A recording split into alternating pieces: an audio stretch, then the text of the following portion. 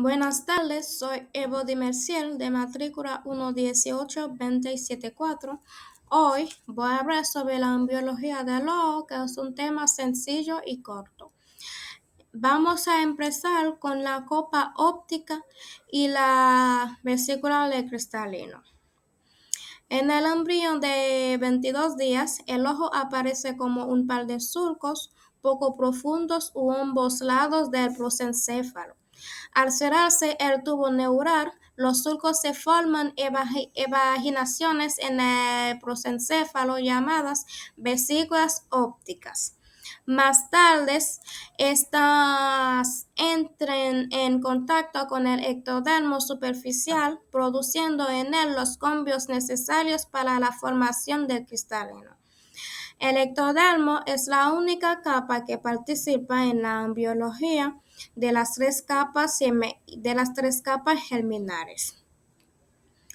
Poco después, las vesículas ópticas comienzan a imaginarse para constituir la copa óptica de Pauwels doble. En un principio, las capas interna y externa de la copa están separados por una luz llamada espacio intrarretiniano. Pero pronto se desaparece la luz y las dos capas se unen. La imaginación no se limita a la porción central de la copa, sino que incluye una parte de la superficie que forma la fisura coroidea. Este permite a la arteria y aloidea que llegar hasta la cámara interior del ojo. Durante la séptima semana, los labios de la fisura coroidea se fusionan y la boca de la capa óptica se convierte en una abertura redonda conocida como futura pupila. Durante los procesos anteriores, las células del ectodermo superficial, inicialmente en contacto con la vesícula, comienzan a alargarse para crear la placoda del cristalino. Luego, esta se imagina convirtiéndose en la vesícula del cristalino. En la quinta semana, la vesícula del cristalino pierde contacto con el ectodermo superficial para luego situarse en la boca de la copa óptica.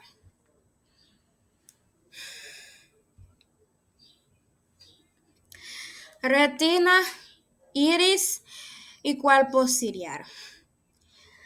Se le da el nombre de capa pigmentaria de la retina a la capa externa de la copa óptica, que se caracteriza por pequeños gránulos pigmentarios. El desarrollo de la capa interna, o también conocido como neural, de la cúpula óptica resulta más complejo. Los 4/5 partes que constituyen la parte óptica de la retina contienen células alrededor del espacio intrarretiniano que se diferencia en bastones y conos. Los bastones son numerosos y sensibles que los conos. Junto en esta capa fotorreceptora se hace la capa de manto que genera neuronas y células de soporte entre ellas, y la capa nuclear externa, la capa nuclear interna y la capa de las células ganglionares. Sobre la superficie se encuentra una capa fibrosa que contiene las axones de las neuronas de las capas más profundas. En esta zona, las fibras nerviosas convergen en el tallo óptico, el cual se convertirá en el nervio óptico. Por ellos, los impulsos luminosos cruzan la mayoría de las capas de la retina antes de llegar a los bastones y conos.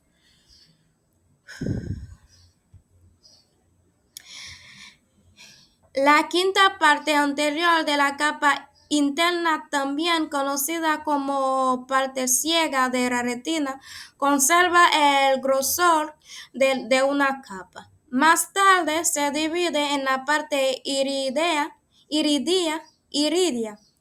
más tarde se divide en la parte iridia de la retina, que constituye la capa interna del iris, y en la parte ciliar de la retina, que participa en la formación del cuerpo ciliar. Mientras tanto, la región entre la cúpula óptica y el epitelio superficial que la recubre está llena de mesenquima laxo.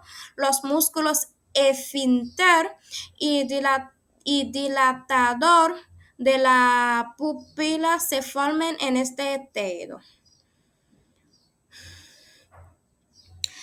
Afuera está cubierta por una capa de mesenquima que da origen al músculo ciliar.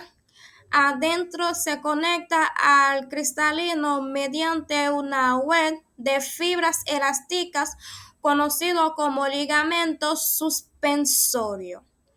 Con respecto al cristalino, poco después de formarse la vesícula del cristalino, las células de la pared posterior empiezan a alargarse anteriormente para producir fibras largas que poco a poco van llenando la luz de la vesícula.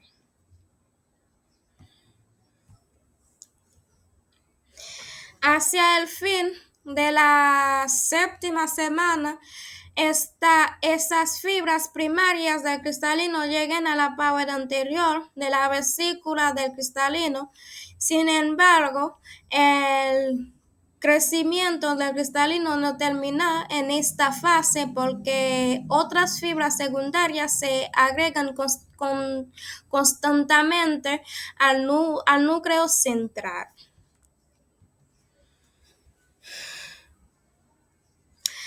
Coroides, esclerótica y córnea. Al final de la quinta semana, el primordio del ojo está completamente rodeado de mesenquima laxo. Ese tejido pronto se diferencia en una capa interna y una capa externa. La capa interna produce una capa pigmentaria muy vascularizada, conocido como coroides. La capa externa se convierte en la esclerótica y se continúa con la dura madre. Alrededor del nervio óptico se diferencia de otro modo las capas mesenquimatosas que recubren la cara anterior del ojo, y la cámara anterior se forma por vascularización y divide el mesenquima en una capa interior delante del cristalino y del iris llamada membrana iridopupilar.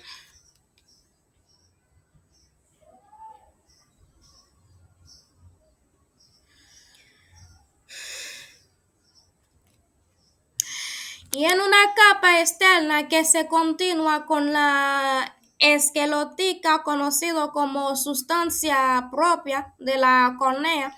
La cámara posterior es el espacio entre el iris por delante y el cuerpo ciliar por detrás. La cámara anterior y posterior se comunican a través de la pupila y están llenas de un líquido llamado humor acuoso. producto del apófisis ciliar del cuerpo ciliar. El humo lacoso transparentes circula desde la cámara posterior hasta dentro de la cámara anterior, suministrando los nutrientes a la córnea del cristalino que carecen de vascularización.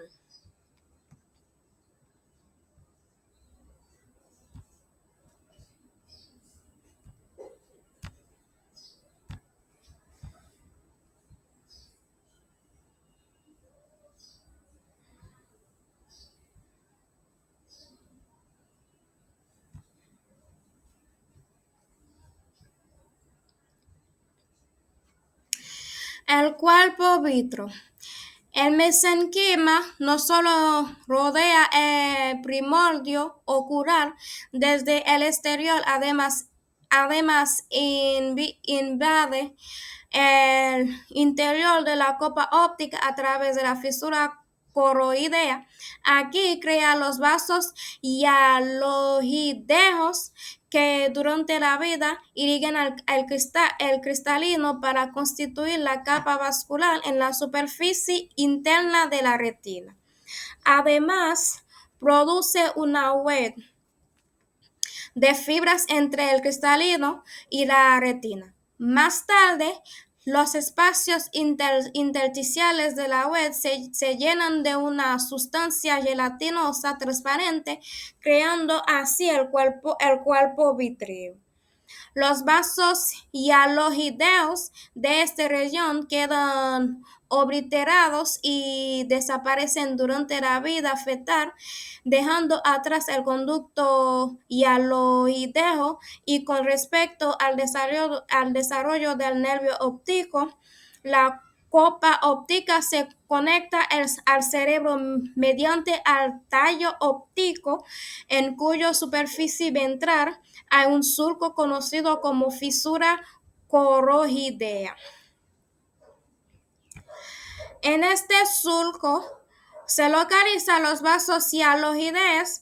En su regreso al cerebro, las fibras nerviosas de la retina se encuentran entre las células y la pared interna del tallo óptico. Durante la séptima semana del desarrollo se cierra la fisura y aparece un túnel estrecho dentro del tallo. Debido al número cada vez mayor de fibras nerviosas, la pared interna del tallo crece fusionándose sus paredes interna y externa. Las células de la capa interna aportan una red de neuroglia donde se sostienen las fibras del nervio óptico, y así el tallo óptico se transforma en el nervio óptico. El centro de este va a tener una porción de la arteria hialoidea que más tarde se llamará arteria central de la retina.